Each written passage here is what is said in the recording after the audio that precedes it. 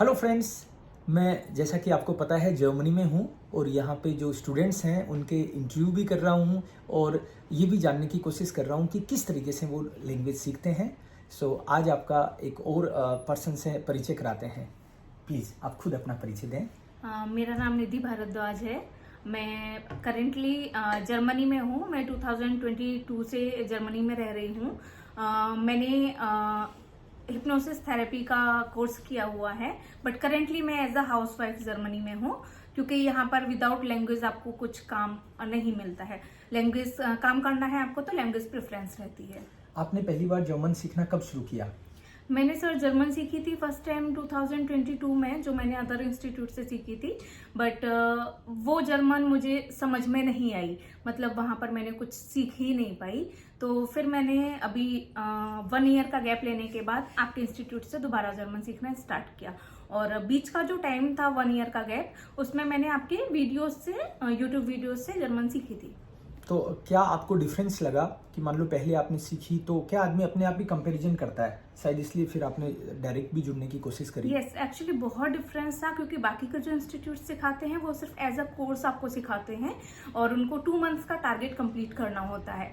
But आपके साथ जो मुझे एक्सपीरियंस फील हुआ ना, आप एक तो हमारी मदर टंग में सिखाते हैं, एंड जो दूसरा मैंने देखा ना, आप क्लास के अंदर ही बहुत सारी चीजें ऐसी होती हैं, बहुत सारे टेबल्स ऐसे होते हैं जो आप पढ़ाते पढ़ाते ही हमें लर्न करवा देते हैं और हमारे कॉन्सेप्ट्स बहुत क्लियर होते हैं, उसमें डाउट नहीं रहता है।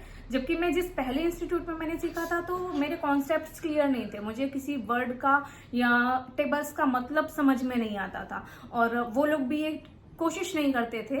बट आपके साथ में मेरे कॉन्सेप्ट्स, मेरे डाउट्स विद इन क्लास ही सारे सब कंप्लीट हो जाते हैं। ओके, अभी तो आपका A1 चल रहा है। हाँ जी। तो मैं तो कई टेबलें वगैरह भी पूछता हूँ, तो टेस्ट भी ले लूँ क्या साथ ही अभी कैमरे पे? जी ले लीजिए।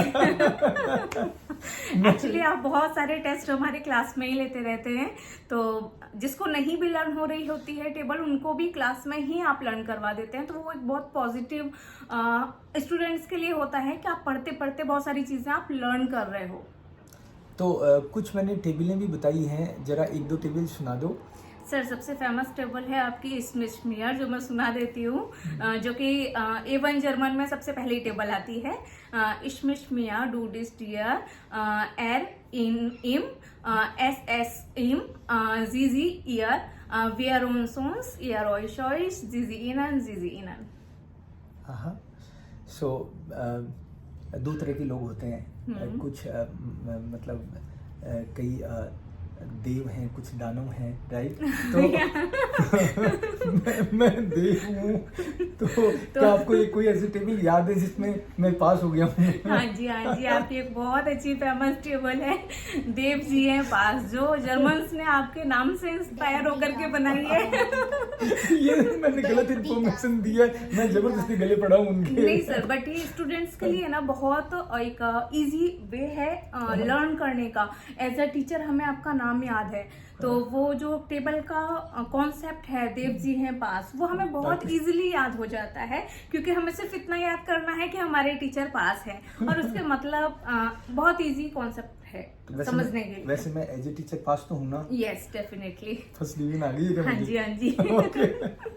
तो जो डाटिव वर्ब्स आपने बताया, ऐसे मैंने कुछ प्रीपोजिशन के भी फॉर्मूले बताए थे, आपको एक आधा याद है? हाँ, प्रीपोजिशंस के फॉर्मूले याद हैं, जैसे बेफुडोगे है और बेमानव जागसा है और एक और है, मतलब आप जो भी सिखाते हैं ना, आप उसके फॉर्मूलेज बना के अपने स्टूडेंट्स के लिए बहुत इजी कर दिया है लर्निंग्स करना।